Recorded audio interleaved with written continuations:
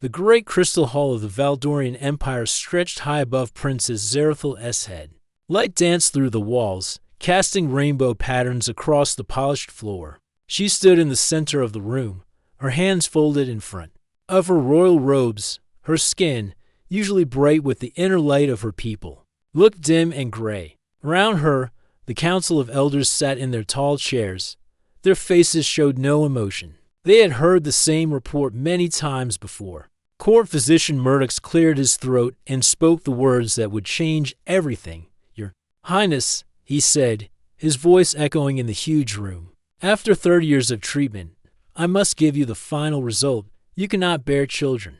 Princess Zerathel closed her eyes. She had known this day would come. Every medicine, every treatment, every hope had failed. The Valdorian Empire, which had ruled the galaxy for 3,000 years, would end with her. "The royal bloodline must continue," Elder Vextar said from his chair. His voice was cold and final. "If the princess cannot produce an heir, the throne must pass to another, from the shadows near the great doors." Prince Kexamor stepped forward. He was Zerathel's younger brother, and his skin glowed with health and strength. "I serve the Empire," he said, but his eyes showed his hunger for power. "If my sister cannot fulfill her duty, I will take her place." The council members nodded. They had discussed this many times in private. The law was clear. A ruler who could not produce children could not keep the throne. It was an old law, made in the early days when the royal family was small and weak. Princess Zerathel felt the weight of history pressing down on her. Her ancestors had built this empire from nothing. They had united hundreds of worlds under one rule. They had brought peace to the galaxy. Now, because of her body's failure, it would all end. "Perhaps," she said quietly. "There is another way." The council members looked at each other. What could she mean? "The old treatments have failed," she continued, "but there are new ideas, new people coming to our world. Maybe they can help." Elder Vextar shook his head. "Princess, our medical science is the best in the galaxy. If we cannot help you, no one can." "The humans are different," she said. "They think in ways we do not. They see problems we cannot see." Prince Kexamor laughed, but it was not a kind sound. "Humans, those primitive creatures from the edge of the galaxy, sister, you speak of madness." The princess turned to face him. For a moment, her skin flashed with anger. "They survived on a world that tried to kill them every day. They learned to adapt, to change, to find new ways. Maybe that is what we need." 3 days later, Dr. Sarah Chen arrived at the royal palace. She was small compared to the tall Valdorians. With dark hair and curious eyes, she carried a simple bag with her, tools and computers. The palace guards looked down at her with confusion. This tiny human was supposed to help their princess? Sarah had studied the Valdorian people for years. She knew their history, their biology, their culture. She also knew about Princess Zerathel's problem. The human government had sent her as part of a cultural exchange program. But Sarah had her own reasons for coming. The princess met her in the royal gardens, here, away from the council's watching eyes. They could speak freely. The garden was full of strange plants from across the galaxy. The air smelled of flowers that bloomed only in starlight. "Dr. Chen," the princess said, "I have read your research. You believe you can help me?" Sarah nodded. "Your Highness, I think I understand your problem. Your people evolved in a world full of dangerous chemicals and radiation. Your bodies learned to reject anything that was not perfect. This helped you survive, but now it works against you." The princess listened carefully. No Valdorian doctor had ever explained it this way. "Your immune system is too strong," Sarah continued. "It attacks anything that is not exactly right, including the cells that would become your children." "But how can this be changed?" the princess asked. "Our best doctors have tried everything." Sarah smiled. "That is where humans are different. We evolved in a world full of chaos and change. Our bodies learn to accept differences, to adapt to new things. We are not as perfect as your people, but we are more flexible." The princess felt something she had not felt in years. "Hope. What do you propose?" she asked. Sarah opened her bag and took out a small device. I need to study your biology more closely. I need to understand exactly how your body rejects new life. Then, maybe, I can find a way to help it accept what it needs." That night, in the royal laboratory, Sarah worked with equipment she had never seen before. Valdorian medical tools were far more advanced than anything humans had created. But she brought something new to the work. She brought human curiosity and the willingness to try impossible things. As she studied the princess's cells under a quantum microscope, Sarah began to see the problem. The Valdorian genetic code was like a perfect crystal, beautiful, but unable to bend without breaking. Human genetic code was messier, more chaotic, but also more adaptable. What if, she whispered to herself, we could combine them? Meanwhile, Prince Kexamor was not idle. He met with the conservative members of the council in secret rooms deep in the palace. They spoke of tradition and the old ways. My sister chases impossible dreams, he told them. She trusts aliens over her own people. This human will fail, and when she does, the council must act quickly. Elder Vexstar nodded. The Empire cannot wait forever. If the princess cannot produce an heir soon, the throne must pass to you. I am ready to serve, Kexamor said, but his eyes showed his true desire for power. Back in the laboratory, Sarah made her first breakthrough. She discovered that Valdorian cells could be tricked into accepting foreign genetic material if it was introduced in the right way. The key was to use the chaos of human genetics to hide the new life from the immune system. When she showed her results to Princess Zerathil, the princess stared at the data in amazement. You mean this could actually work? She asked. Sarah nodded. It is possible, but it would require something that has never been done before. A combination of human and Valdorian biology. The princess looked at the human doctor with new respect. What would you need? Sarah took a deep breath. I would need a human volunteer. Someone willing to contribute their genetic material to help create new life. The princess understood immediately. You are volunteering yourself. Yes, Your Highness. This is not about romance or politics. This is about science. About proving that two species can work together to create something new. As the first part of their incredible journey began, neither Sarah nor the princess knew that they were about to change the galaxy forever. The old rules were about to be broken. The impossible was about to become possible. And in the shadows, Prince Kexamor plotted his next move, unaware that his sister's determination and human ingenuity would soon challenge everything he thought he knew about power and inheritance. The Valdorian Medical Council gathered in their most sacred chamber. The walls were covered with the portraits of great healers from the past. These doctors had cured diseases that destroyed entire worlds. They had extended Valdorian life too. Over 500 years, they had made their people the healthiest in the galaxy. Chief Medical Officer Zexrael stood at the center of the room. His skin glowed with the deep blue of great wisdom. Round him, 20 of the greatest doctors in the Empire waited to hear his judgment. This human, he said, his voice full of disgust, dares to suggest that our medicine is wrong. She claims that primitive Earth science can solve what we cannot. The other doctors made sounds of agreement. How could a species that had barely left their home planet teach the mighty Valdorians anything about healing? Dr. Chen's proposals are dangerous, continued Zexrael. She wants to mix human genetic material with our royal bloodline. This is not medicine. This is contamination. Dr. Murkith, the princess's personal physician, raised his hand to speak.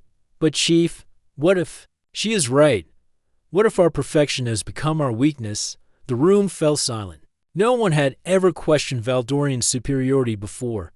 Impossible, Zexrael said firmly. We are the peak of evolution. Humans are still primitive creatures who fight wars and destroy their own planet. We will not pollute our princess with their chaotic biology. Meanwhile, in the royal laboratory, Sarah worked through the night. She had been given access to the most advanced equipment in the galaxy, but she used it in ways no Valdorian had ever imagined. Instead of seeking perfection, she looked for patterns and chaos. Princess Zerathil watched her work with fascination.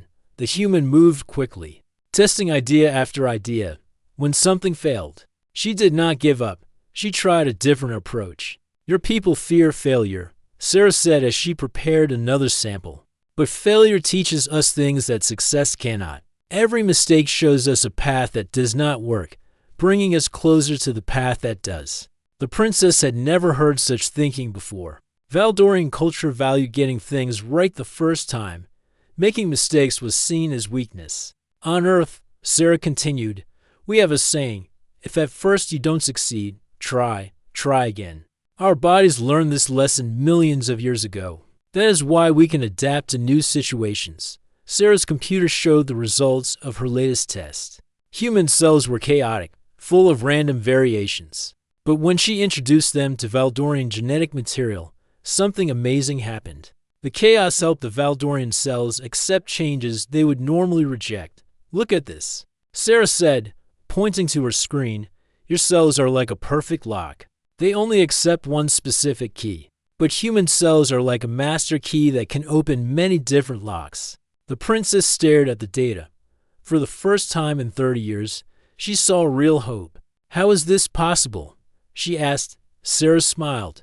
Because we are not perfect. Because we had to survive on a world that constantly tried to kill us. Our ancestors lived through ice ages, volcanic eruptions, plagues, and asteroid impacts. The ones who survived were those who could change and adapt. The princess began to understand. So our strength became our weakness, and your weakness became your strength. Exactly, Sarah said. Your people evolved in a controlled environment. You became perfect, but you lost the ability to change. We evolved in chaos. So we learned to embrace change. The next morning, Princess Zerathel requested a meeting with the full council of elders. She brought Sarah and all the data they had collected. The great hall was packed with nobles, doctors, and government officials. Prince Kexamore sat in the front row, his eyes dark with suspicion. He had heard rumors about his sister's work with the human. He did not like what he was hearing. Honored elders, the princess began, I bring you hope. Dr. Chen has discovered a way to help me bear children. The crowd murmured with excitement. Could this be true? Elder Vextar leaned forward, explained this solution. Princess, Sarah stood up. She was small among the tall Valdorians, but her voice was clear and strong. Your Highness, Honorable Council, I propose a new kind of medical procedure.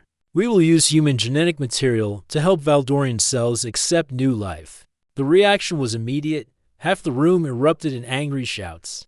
The other half demanded to know more. Silence. Elder Vextar called out, let the humans speak. Sarah activated a holographic display. It showed Valdorian cells attacking themselves, rejecting the very life they were meant to create. Then it showed human cells helping them accept change. The procedure is simple, Sarah explained. We take human genetic material and use it as a bridge. It teaches the Valdorian cells to be more flexible, to accept new life instead of rejecting it. Chief Medical Officer Zexrael stood up, his face red with anger. This is madness. You propose to contaminate our royal bloodline with primitive alien DNA. Not contaminate, Sarah said calmly. Enhance, the child would be mostly Valdorian. But with the human ability to adapt and change, Prince Kexamore could not stay silent any longer. Sister, you cannot be serious. A half-human heir could never rule the empire. The people would never accept such a creature. Princess Zerathel turned to face her brother. What is the alternative, Kexamore? Let our bloodline die out. Let our empire fall into civil war. Better that than this abomination. He replied. The princess felt her anger rising. You call it abomination because you want the throne for yourself. You care nothing for our people or our empire. The council chamber erupted in arguments. Some supported the princess's right to try anything to save the bloodline. Others agree with the prince that mixing species was wrong. Elder Vextar called for order. Dr. Chen, what proof do you have that this procedure will work? Sarah showed more data. I have tested it on tissue samples. The results are promising. But the only real test is to try it with a willing volunteer. And who would be this volunteer? The elder asked. Sarah took a deep breath. I will provide the human genetic material myself. This is not about creating a romantic bond or political alliance. This is about science. about proving that cooperation between species can create something stronger than either species. Alone, the room fell silent. The implications were enormous.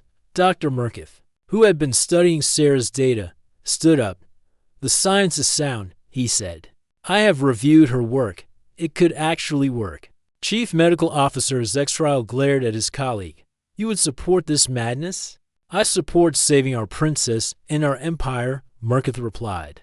"If human science can do what ours cannot, then perhaps we should listen." Princess Zerathil looked around the room. She saw fear, hope, anger, and curiosity in the faces of her people. This was the moment that would decide everything.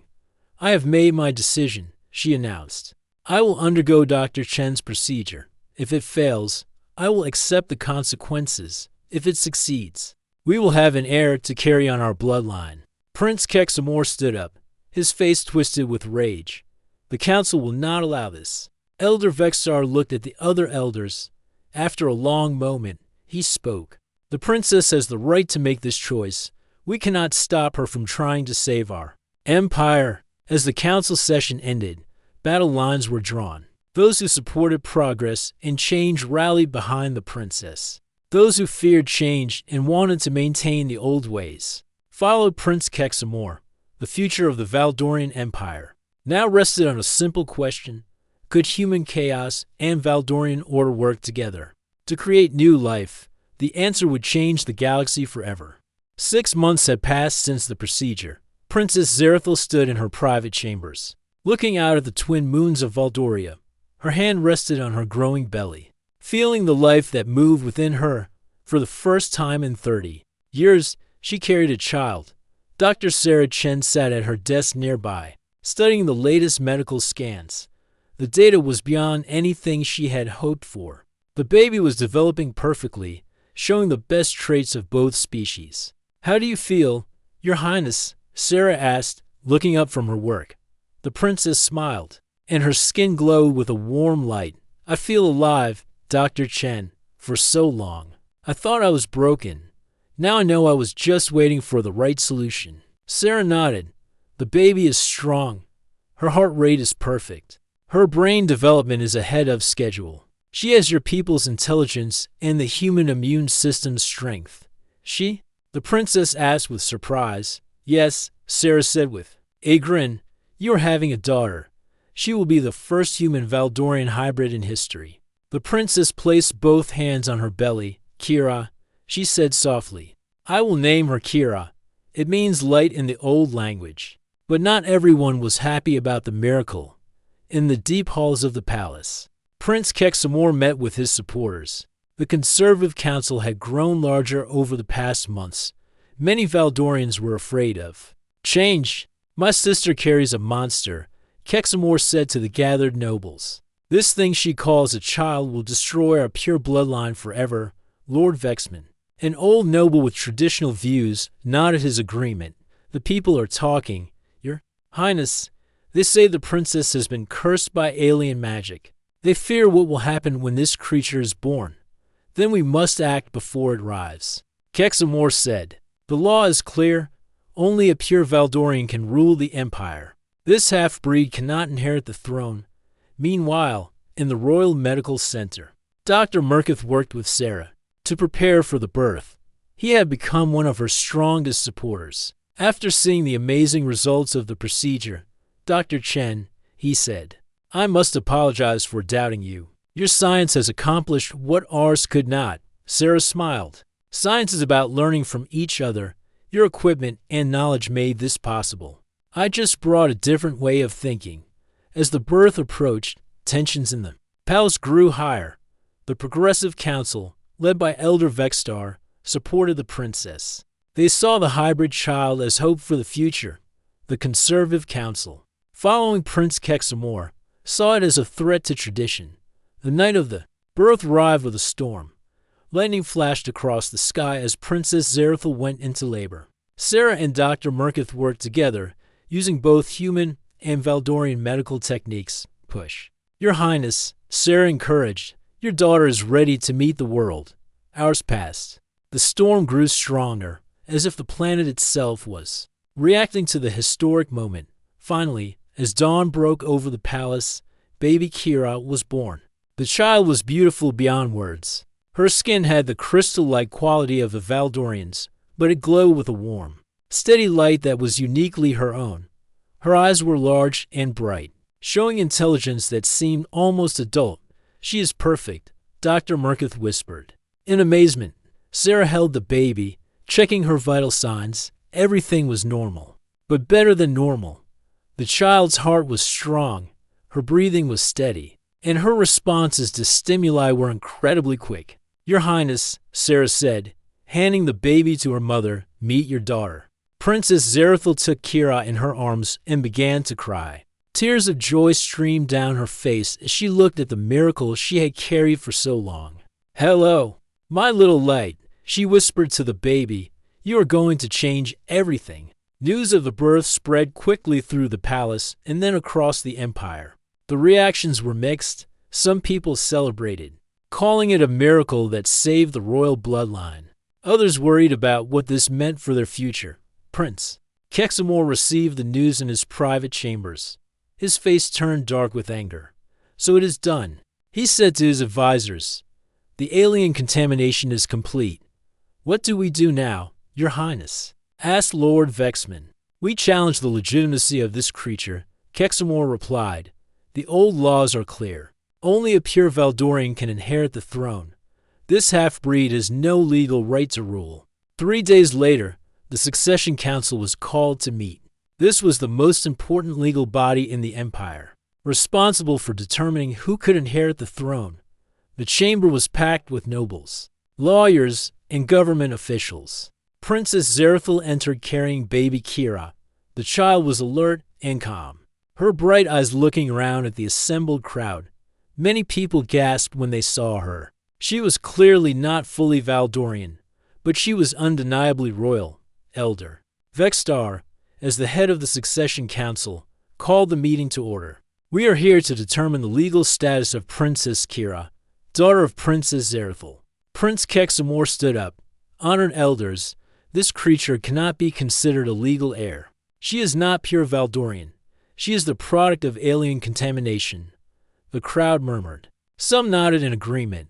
Others looked angry at his words. Princess Zerathil stood to defend her daughter. "This child is my daughter and the future of our empire. She carries the royal bloodline of our ancestors, mixed with alien DNA," Kexamor shouted. "The laws of succession were written to protect our bloodline, not to allow its destruction." Dr. Sarah Chen asked permission to speak. "Honored Council, may I present the scientific evidence?" Elder Vextar nodded. "You may speak, Dr. Chen." Sarah activated a holographic display. Princess Kira is 78% Valdorian genetically. The human genetic material serves only to strengthen her immune system and improve her adaptability. She is more Valdorian than many nobles in this room. The crowd gasped. This was not what they had expected to hear. Furthermore, Sarah continued, "The human traits make her stronger, not weaker. She can survive in environments that would kill pure Valdorians. She has enhanced problem-solving abilities and emotional intelligence." Dr. Murkoff stood up to support Sarah's testimony. "I have examined the child. She is healthier than any Valdorian baby I have ever seen. Her hybrid nature is not a weakness, it is a strength." Prince Kexamor was furious. "You ask us to trust our empire to a genetic experiment? To place our future in the hands of an alien hybrid?" At that moment, something unexpected happened. Baby Kira began to cry, but it was not a normal cry. Her voice created a harmonic frequency that resonated through the crystal walls of the chamber. The sound was beautiful and calming, unlike anything anyone had heard before. The entire room fell silent. Even the angriest nobles found themselves relaxed and peaceful. The baby's cry had somehow connected with the very structure of the palace itself. "She sings to the crystals," whispered an old noble. "Only those of the purest royal blood can do that." Elder Vextar stood up slowly. "The child has demonstrated royal abilities." The crystals themselves recognized her as legitimate. Prince Kexamor's face turned red with rage. "This proves nothing. It could be some kind of alien trick. But the damage was done."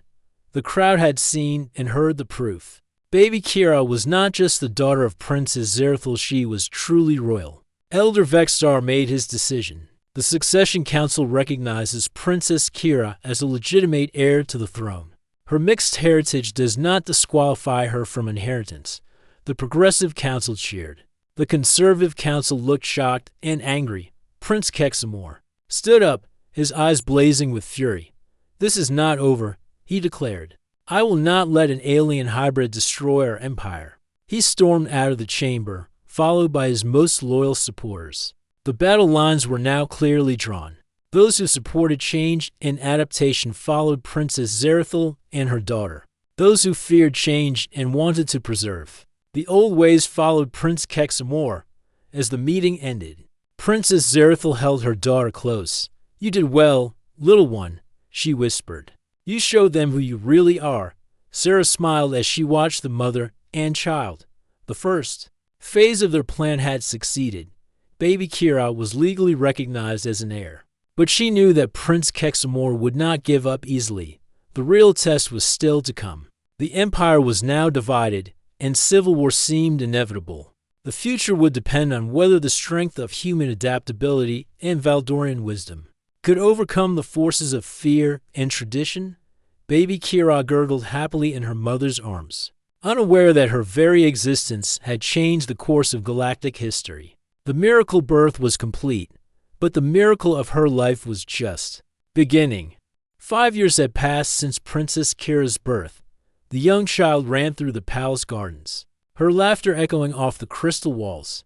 She was taller than most Valdorian children her age, with skin that shimmered between silver and gold. Her eyes held wisdom that seemed far beyond her years. "Kira, be careful," called Princess Zerthal from the garden path. She watched her daughter with pride and worry. The child was growing strong, but the political situation was becoming more dangerous every day. Dr. Sarah Chen sat on a bench nearby, making notes on her tablet. She had been studying Kira's development for years, amazed by what she saw. The child showed abilities that neither humans nor Valdorians possessed alone. "She learns faster than any child I've ever seen," Sarah told the princess yesterday. She mastered a mathematical concept that usually takes Valdorian children months to understand. Princess Zerthal smiled. She also shows incredible empathy. Last week, she helped settle a fight between two servants just by talking to them calmly. As if hearing her name, Kira ran over to them.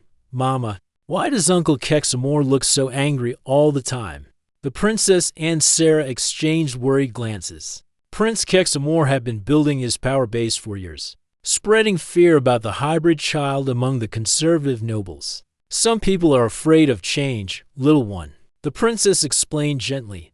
"They don't understand that differences can make us stronger." That same day, across the city, Prince Kexamor met with his inner circle in a secret location. The room was filled with military officers, conservative nobles, and wealthy merchants who opposed the hybrid heir. "The situation has become intolerable," Kexamor declared. "This alien creature grows stronger every day. Soon, the people will forget that she is not truly one of us." General Termax, commander of the Third Fleet, nodded grimly. "My soldiers are ready, Your Highness." Many of them believe the Empire needs pure Valdorian leadership. "And what of the plague that has been spreading in the outer colonies?" asked Lord Vexman. "The princess claims her daughter might be able to help." Kexamor's eyes flashed with anger. "She uses every crisis to promote her hybrid offspring. We cannot allow this manipulation to continue." The plague Lord Vexman mentioned was indeed spreading across the outer worlds. It was a mysterious disease that attacked the Valdorian immune system, causing weakness and eventually death. Traditional medicine had failed to find a cure. When news of the plague reached the palace, Princess Zerthal called an emergency council meeting. "We must send medical aid to the affected worlds immediately," she announced. Elder Vexstar agreed. "Our best doctors are already working on a cure, but the plague seems to resist all our treatments." Dr. Sarah Chen stood up. "Your Highness, I have been studying the plague data. It appears to target the very perfection of Valdorian genetics. The disease attacks the immune system's ability to maintain perfect order. What are you suggesting? Asked Dr. Murkith. I think Kira might be naturally immune, Sarah said. Her hybrid immune system doesn't follow the same patterns as pure Valdorian genetics. The room erupted in discussion. Some council members were excited by the possibility. Others were skeptical. Prince Kexamore stood up angrily. You would risk the life of a child based on a theory? We would test her immunity safely, Sarah replied, if she is immune. Her blood could help us develop a cure. Princess Zerathil looked at her daughter, who was sitting quietly in the corner. Kira, do you understand what Dr. Chen is saying? The 5-year-old nodded solemnly. I can help sick people. It might be dangerous. Her mother warned. Kira stood up, her young face serious. If I can help, I should try. That's what leaders do, right? The test began the next day. Dr. Sarah Chen and Dr. Murkith worked together, using the most advanced medical equipment to study Kira's immune system. They exposed her blood cells to the plague virus in controlled conditions. The results were amazing. Not only was Kira immune to the plague, but her blood cells actually destroyed the virus. Her hybrid immune system attacked the disease in ways that pure Valdorian or human systems could not. This is incredible, Dr. Murkith said, staring at the data. Her immune system uses both ordered Valdorian responses and chaotic human adaptability. It's like having two different armies fighting the same enemy. Within weeks, they had developed a cure based on Kira's unique antibodies. The medicine was sent to the outer colonies, where it saved thousands of lives. The plague that had threatened to destroy entire worlds was defeated by a 5-year-old hybrid child. News of Kira's contribution spread across the empire. Many people who had been suspicious of the hybrid heir began to see her as a savior. Support for Princess Zerathil's rule grew stronger. But Prince Kexamore saw the situation differently. My sister uses her daughter as a political tool, he told his supporters. She creates problems and then claims her hybrid offspring can solve them. The real test came when the Empire faced a diplomatic crisis. The Zephyrian Confederation, a powerful alliance of warrior species, threatened to attack Valdorian colonies. Their leader, War Chief Breakdal, was known for his hatred of all peaceful species. Traditional Valdorian diplomacy had failed. The Zephyrians respected only strength and aggression, qualities that civilized Valdorians had long ago abandoned. We must prepare for war, declared General Termax. The Zephyrians will not listen to reason. But Princess Zerathil had a different idea. Let me send Kira as an ambassador. The council gasped. She is only a child, protested Elder Vextar. She is a child who understands both order and chaos, the princess replied. She can think like a human and feel like a Valdorian. Maybe she can find a solution we cannot see. Dr. Sarah Chen supported the idea. Kira has shown remarkable emotional intelligence. She seems to understand what motivates people better than adults do. Against many objections, Princess Zerathil sent her daughter to meet with the Zephyrian leader. Sarah accompanied her, along with a small diplomatic team. When they arrived at the Zephyrian flagship, War Chief Breakdal was surprised to see a young child. The Valdorians send me a baby? He roared with laughter. Is this some kind of joke? Kira looked up at the massive warrior without fear. I am Princess Kira. I came to talk to you because I think we can be friends. Breakdal's laughter died away. There was something in the child's voice that commanded respect. Friends, I am a warrior, little one. I do not make friends with weak species. But you're not weak, Kira said simply. You're very strong. And strong people should protect weak people, not hurt them. The war chief stared at her. No one had ever spoken to him like this before. My people are not weak either, Kira continued. We just use our strength differently. We build things instead of destroying them. We heal instead of hurting. And what can you offer me, little princess? Breakdal asked, his curiosity growing. Kira smiled. I can offer you something better than war. I can offer you a chance to be remembered as a great protector, not just a great destroyer. Over the next hour, Kira spoke with the war chief about honor, strength, and the true meaning of leadership. She used simple words and honest emotions that cut through the complexity of traditional diplomacy. By the end of their meeting, Brachtel had agreed to a peace treaty. The Zephyrian Confederation would become allies of the Valdorian Empire, helping to protect the outer colonies from real threats. When news of the successful diplomacy reached the palace, the celebration was enormous. Princess Zerethil's leadership was stronger than ever, and support for Kira as the future ruler grew across the empire. But Prince Kexamor was furious. "This is the final insult," he told his supporters. "My sister sends a child to do the work of experienced diplomats, and the people praise her for it. The hybrid is becoming too popular," warned Lord Vexman. "If we are going to act, it must be soon." General Termax nodded. "My forces are ready. We can take the palace within hours." Prince Kexamor's face hardened with determination. "Then we will act. The time for waiting is over. The empire must be saved from this alien contamination." As the two sides prepared for the final confrontation, young Kira played in the garden, unaware that her very existence had pushed the empire toward civil war.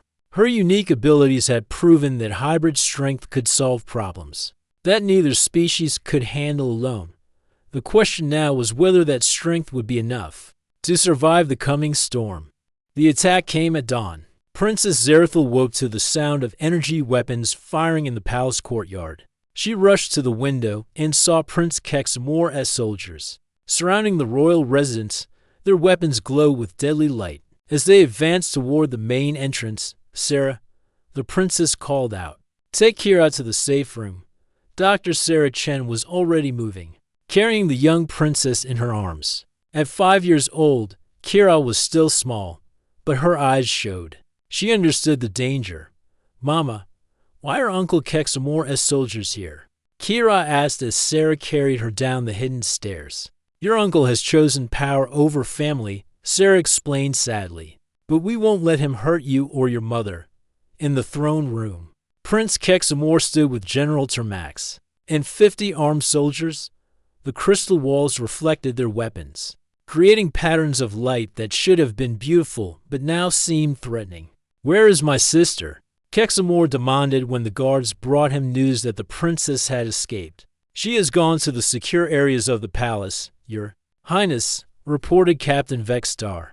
"Our forces control the main halls, but the hidden passages are still defended." Kexamor's face darkened. "Find her. Find the hybrid child.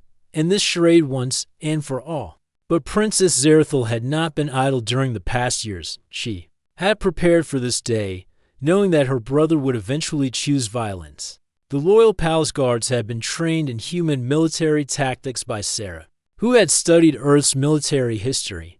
Instead of meeting the attackers in open battle, where traditional Valdorian tactics would fail, the defenders used guerrilla warfare. They struck quickly from hidden positions, then disappeared into the palace's maze of secret passages. "This is not how Valdorians fight," complained General Termax as his soldiers reported another failed assault. "They hide like cowards instead of facing us with honor. They fight like humans." Kexamor said with disgust, "My sister has contaminated our people with alien thinking." In the safe room deep beneath the palace, Princess Zerethil worked with her most trusted advisors. Elder Vexstar had joined them, along with Dr. Murkith and several progressive nobles who opposed the coup. "We cannot win through force alone," the princess said, studying reports from the battle above. "Kexamor has too many soldiers." Dr. Sarah Chen looked up from her communication device. "But we have something he doesn't. The people are with us. Word of the attack has spread across the empire. Loyal forces are coming from every direction." "How long can we hold out?" asked Elder Vexstar. "Long enough," Sarah replied. "I've been in contact with the Zephyrian Confederation. War Chief Brachtel remembers his friendship with Kira. He's sending ships to help us." Young Kira, who had been sitting quietly in the corner, suddenly spoke up. "I want to talk to Uncle Kexamor." The adults turned to stare at her. "That's too dangerous, little one," her mother said. "But maybe I can make him understand," Kira insisted. "Maybe he's just scared like the other people were." Sarah knelt down beside the child. "Some people are too angry to listen. Kira, your uncle has chosen his path above them." The battle continued. Prince Kexamor's forces had taken most of the palace, but they could not find the royal family. The defenders used every trick Sarah had taught them, turning the palace's own structure against the attackers. They're using the ventilation systems to move around, reported Captain Vexstar. They appear, attack, and vanish before we can respond. General Termax was growing frustrated. This is not warfare. This is chaos, exactly, said a voice from the shadows. Sarah Chen stepped out of a hidden passage, her hands raised to show she was unarmed. Chaos is what humans do best. The soldiers raised their weapons, but Sarah continued talking. You cannot defeat us with traditional tactics because we don't follow traditional rules. We adapt, we change, we find new ways to solve old problems. Surrender now, and we will be merciful, General Termax demanded. Sarah smiled. Look outside, General. Look at the ships approaching the planet. Through the crystal walls, they could see the sky filling with spacecraft. The Zephyrian war fleet had arrived, their massive ships blocking out the sun. But they were not alone. Ships from dozens of species were joining them, all coming to support Princess Zerethal-S rule. The galaxy has chosen, Sarah said. They have seen what Kira can do. They want a leader who can bring different species together, not one who drives them apart. Prince Kexamor's face turned pale. He had expected to fight only Valdorians. He had not prepared for a battle against the entire galaxy. Your Highness, Captain Vexstar said quietly, we are outnumbered 1,000 to 1. But Kexamor was not ready to surrender. We fight for the purity of our people. We will not be defeated by alien contamination. The final battle took place. In the Great Throne Room, Prince Kexamor made his last stand with his most loyal followers, while Princess Zerethal-S forces, supported by alien allies, surrounded them. But the battle ended not with violence, but with words. Young Kira walked into the throne room, her small hand in her mother's. She looked up at her uncle with sad eyes. Uncle Kexamor, why do you hate me? She asked simply. The question hit him like a physical blow. He stared down at the child who looked so much like his sister, but whose eyes held depths of understanding that neither human nor Valdorian children possessed. I don't hate you, he said softly. I fear you. I fear what you represent. What do I represent? Kira asked innocently. Change, he replied. The end of everything we have always been. Kira tilted her head, thinking. But change can be good. The people who were sick got better because I was different. The Zephyrians became our friends because I could understand them. Being different helped people. Elder Vexstar stepped forward. Prince Kexamor, your niece has proven herself worthy of the throne. She has saved lives, prevented wars, and united species that were enemies. Can you not see that her differences make her stronger? The prince looked around the room at his soldiers, then at the alien ships visible through the walls. He saw the faces of his own people, many of whom now supported his sister's rule. I wanted to preserve our greatness, he said quietly. I thought mixing with aliens would make us weak. We are not mixed, Kira said, walking closer to him. We are combined. Like when you mix different colors of light to make something brighter. Princess Zerethal stepped forward. Brother, I offer you mercy. Help us build a better empire. Help us show the galaxy that Valdorians can lead through wisdom, not just tradition. For a long moment, Prince Kexamor stood silent. Then, slowly, he knelt before his niece. I have been wrong, he said. I let fear cloud my judgment. You are not a threat to our people. You are their hope. The civil war ended not with conquest, but with understanding. Prince Kexamor publicly acknowledged Kira as the rightful heir to the throne. The conservative nobles who had followed him saw the wisdom in accepting change rather than fighting it. 1 year later, Princess Kira was formally crowned as the heir to the Valdorian Empire. She was only 6 years old, but her coronation was attended by representatives from hundreds of species across the galaxy. Dr. Sarah Chen stood beside the throne, now serving as the royal science advisor. She watched with pride as the child she had helped create took her place in history.